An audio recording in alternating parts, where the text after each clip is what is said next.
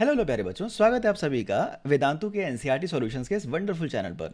इस particular channel पर हम हर एक क्वेश्चन को स्टेप बाय स्टेप सॉल्व करते हैं और उसके सॉल्यूशन को हम डिटेल में समझते हैं। तो हम यहाँ पर क्वेश्चन नंबर 10 पर हैं, इसको हम पहले पढ़ते हैं, फिर इसके सॉल्यूशन की तरफ देखते हैं। ठीक है, तो क्वेश्चन क्या कह रहा है, फटाफट क्वेश्चन की तरफ देखते हैं। सबसे पहले कह रहा है ये कि on an open ground a motorist follows a track that turns to his left by an angle of 60 degree, 600 angle नहीं हो सकता, 60 डिग्री एंगल पे। ठीक है, आफ्टर एवरी 500 मीटर, यानी कि जो मोटरिस्ट है वो 500 मीटर चलता है, फिर 60 डिग्री पे टर्न ले लेता है, फिर 500 मीटर चलता है, फिर 60 डिग्री पे टर्न ले लेता है। इस तरीके से वो आगे बढ़ रहा है।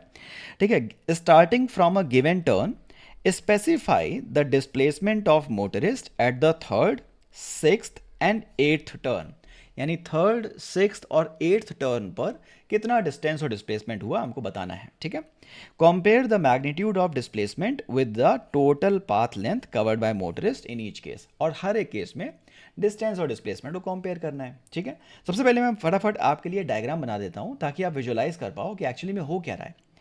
सबसे पहले अगर आप देखेंगे तो ये मोटरिस्ट है, पहले 500 मीटर तक चलता है, 500 मीटर्स तक। तो मान लीजिए अपनी जर्नी को इसने पॉइंट ए से स्टार्ट किया और ये पॉइंट बी पर पहुंचा, फिर क्या करेगा, ये 60 डिग्री का टर्न ले लेगा। तो ये हमारे पास हॉरिजॉन्टल है, इससे 60 डिग्री पर इस डायरेक्शन में ये मुड़ने वाला है, 60 डिग्री पर मुड़ेगा और अब ये पॉइंट सी तक जाएगा, 500 मीटर अगेन, 500 मीटर, तो बी सी भी 500 मीटर होगा। बहुत बढ़िया। फिर बी सी के से अगेन 60 डिग्री पर ये मुड़ जाएगा, तो इसके साथ 60 डिग्री पर आप एंगल बना लो 60 डिग्री पर, तो ये सी से फिर किसी पॉइंट पर पहुंच जाएगा, मान लीजिए डी पर पहुंच गया। बहुत बढ़िया। ठीक है, पॉइंट डी पर पहुंचने के बाद ये स्ट्रेट नहीं जाएगा, ये फिर से 60 डिग्री पर मुड़ जाएगा। तो इस तरीके से 60 डिग्री पर इस तरीके से मुड़ गया और अब ये पॉइंट ई पर पहुंच गया, पॉइंट ई पर पहुंच गया। फिर ये पॉइंट इसी तरीके से 60 डिग्री पर स्ट्रेट ना जा करके फिर 60 डिग्री पर मुड़ जाएगा, 500 मीटर चलेगा और पॉइंट एफ पर पहुंच जाएगा, फिर स्ट्रेट ना जा करके 60 डिग्री पर मुड़ जाएगा और इस तरीके से वापस पॉइंट ए पर आ जाएगा। ठीक है, तो इसकी पूरी जर्नी यहाँ पर कुछ इस तरीके से हमको दिखाई देगी, राइट। तो हमको क्या करना है, इसके थर्ड टर्न पे, इसके थर्ड टर्न पे, इसके थर्ड टर्न पे, सिक्स्थ टर्न पे और एट्थ टर्न पे डिस्टेंस डिस्प्लेसमेंट को कंपेयर करना है। भैया देखो, यहाँ से जर्नी स्टार्ट हुई, हमें लिख देते हैं यहाँ पर, ये है स्टार्टिंग पॉइंट। ठीक, तो फर्स्ट टर्न किधर होगा, हमने कहा B is your first turn. ठीक है, सेकेंड टर्न किधर होगा, सी पॉइंट पर हमारा सेकेंड टर्न है, डी पर आपका थर्ड टर्न है। ठीक, तो हमें तीसरे टर्न पर डिस्टेंस डिस्प्लेसमेंट के बारे में बात करनी है, फिर अगली बार किस टर्न पे बात करनी है, तीसरे के बाद छठवें टर्न पे, सिक्स टर्न पे, और फिर हमें एथ टर्न के बारे में बात करनी है। ठीक है, तो थर्ड टर्न पे पॉइंट डी पर है, थर्ड टर्न पे body is at point D, right, so he is at point D. ठीक है, तो हमें डिस्टेंस डिस्प्लेसमेंट निकालना है। तो पॉइंट डी तक जाने में सबसे पहले डिस्टेंस कितना हो गया, टोटल पाथ लेंथ, हमने कहा sir A B plus B C plus C D, यानी कि 500 plus 500 plus 500, 500 which is 1500 metres. तो इस सिचुएशन में पार्टिकल ने फर्स्ट पॉइंट से थर्ड टर्न तक जाने में 1500 मीटर्स ट्रेवल किया है। इस सिचुएशन में डिस्प्लेसमेंट कितना होगा भाई, हमने कहा डिस्प्लेसमेंट निकालने के लिए आप इन दोनों पॉइंट्स को मिला दीजिए। ये हो गया डिस्प्लेसमेंट।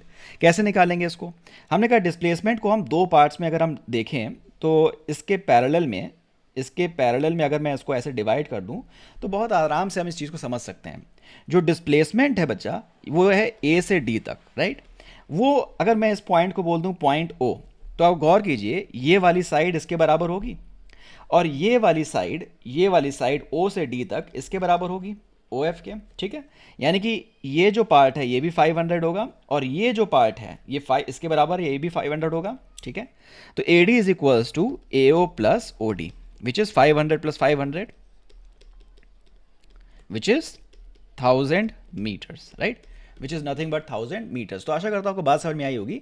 ये जो टोटल पाथ लेंथ इसकी निकल करके आने वाली है, टोटल पाथ लेंथ निकल करके आने वाली है जर्नी की थर्ड टर्न तक, यानी डिस्टेंस वो है 1500 मीटर और जो डिस्प्लेसमेंट है थर्ड टर्न तक वो है 1000 मीटर। तो पहले केस का डिस्टेंस डिस्प्लेसमेंट कंपेयर हो गया। अब मूव करते हैं सेकेंड केस की तरफ। सेकेंड केस में हमें क्या बताना है, सिक्स्थ टर्न के बारे में। ठीक है, तो सिक्स टर्न में पार्टिकल होगा कहाँ पर, आप जरा सोचिए। फर्स्ट टर्न में पार्टिकल थर्ड टर्न में यहाँ पर है, फोर्थ टर्न में पार्टिकल है ई पर, फिफ्थ टर्न में पार्टिकल होगा एफ पर और सिक्स्थ टर्न में पार्टिकल वापस ए पर आ जाएगा।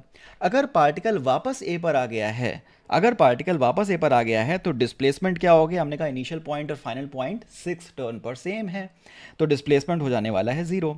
अगर डिस्प्लेसमेंट 0 हो जाने वाला है तो डिस्टेंस कितनी होने वाली है, हमने कहा डिस्टेंस हो जाने वाली है 500 500 500 6 बार। या सुनो, पॉइंट ए से चला और वापस आ गया, यानी कि 500 500 आपने 6 बार काउंट कर लिया है, यानी कि 3000 मीटर्स का डिस्टेंस ट्रैवल पार्टिकल ने कर लिया है। या सुनो, हमने कहा भाई हमें डिस्टेंस पता चल गई, डिस्प्लेसमेंट पता चल गई 6 टर्न के केस में भी। ठीक है, अब हम बात करेंगे कि पार्टिकल ने एक और टर्न लिया है, 8वां टर्न, और 8th टर्न में क्या डिस्टेंस है, क्या डिस्प्लेसमेंट, इसके बारे में बात करनी है।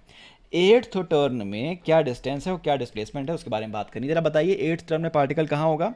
तो हमने कहा भाई 6th टर्न में पार्टिकल ए पर है, 7th टर्न में ये बी पर आ जाएगा, और 8th टर्न में ये पार्टिकल सी पर आ जाएगा। ठीक है, 8th टर्न में पार्टिकल सी पर आ जाएगा, तो डिस्टेंस क्या हो जाएगा, हमने कहा डिस्टेंस हो जाएगा टोटल सरकमफेरेंस, टोटल सरकमफेरेंस फेरेंस, क्योंकि एक चक्कर तो पूरा लगा ही लिया है, एक चक्कर 8वें टर्न तक आने में एक चक्कर तो पूरा लगा ही लिया होगा, ए से वापस ए तक, फिर उसने ए बी और बी सी और ट्रैवल किया। ये सुनो, plus A B plus B C. ये सुनो, तो हमने कहा टोटल सरकमफेरेंस तो 3000 मीटर का था, प्लस 500 विच इज़ 4000 मीटर्स। तो इतना डिस्टेंस ट्रैवल करेगा 8th टर्न तक। ठीक है, अच्छा अब हमें डिस्प्लेसमेंट भी निकालना है। इस सिचुएशन में डिस्प्लेसमेंट कितना होगा, हमने कहा भाई देखो ए है हमारा जर्नी का स्टार्टिंग पॉइंट, 8वें टर्न तक पार्टिकल ने पूरी जर्नी ट्रैवल करी और किधर आ गया, हमने कहा पार्टिकल ने जर्नी ट्रैवल करी और पॉइंट सी पर आ गया। अगर मैं दूसरे कलर को उठाता हूँ, मान लीजिए ये है हमारा इनिशियल पॉइंट, ये हमारा फाइनल पॉइंट। इनिशियल पॉइंट और फाइनल पॉइंट हमें पता चल गया इस पूरी जर्नी में। अगर मैं इन दोनों को मैच कर दूं, अगर मैं इन दोनों को ऐसे मैच कर दूं तो ये हमारा डिस्प्लेसमेंट निकल करके आने वाला है ए से सी तक। क्या निकल करके आने वाला है, डिस्प्लेसमेंट निकल करके आने वाला है। ठीक है, displacement is equals to A C, displacement is equals to A C. अब हम ए सी कैसे निकालेंगे, हम कह सकते हैं कि जो ए सी है इस वेक्टर और इस वेक्टर का रिजल्टेंट आप कह लो, है ना। ये दोनों के बीच का एंगल क्या होगा, हमने कहा 60 डिग्री होने वाला है। बहुत बढ़िया, अगर इनके बीच का एंगल 60 होने वाला है, ये 500 है, ये 500 है, तो ए सी क्या होगा, हमने कहा भैया बड़े आराम से हमने बचपन में पढ़ा हुआ है, √p² यानी 500 square plus Q square plus 2 times P Q cause of theta between them which is 60, 2 times cause of 2pq cos theta. ठीक है, अब हमें इसको सॉल्व कर लेना है बच्चों। इसको आप कैलकुलेटर निकाल करके सॉल्व करिए या आप बैठ करके आराम से इसको सॉल्व करिए। आपके पास इसको सॉल्व करने के बाद एक नंबर निकल करके आएगा, जो नंबर निकल करके आएगा वो AC यानी डिस्प्लेसमेंट का मैग्नीट्यूड होगा।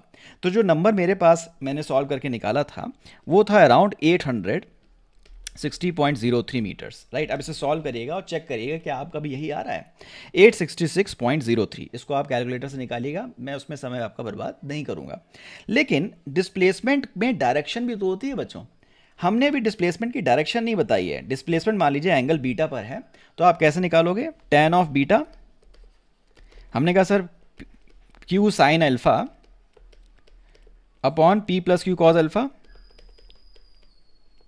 cos 60। अब इसको सॉल्व करिए, तो यहाँ पर 500 500 और 500 देखिए कैंसिल आउट हो जा रहा है, ऊपर बच रहा है साइन 60 यानी कि √3/2,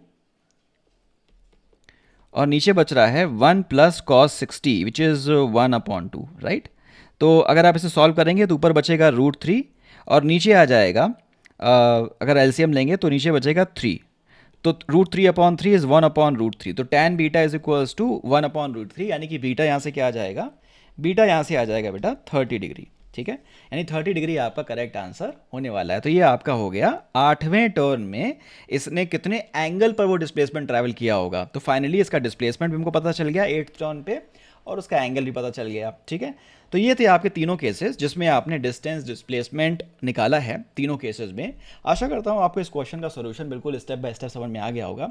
चलिए मूव करते हैं क्वेश्चन 11 की तरफ, और अगर आपने अभी तक इस चैनल को सब्सक्राइब नहीं किया है तो आप डेफिनेटली इसको सब्सक्राइब कर सकते हैं। चलिए।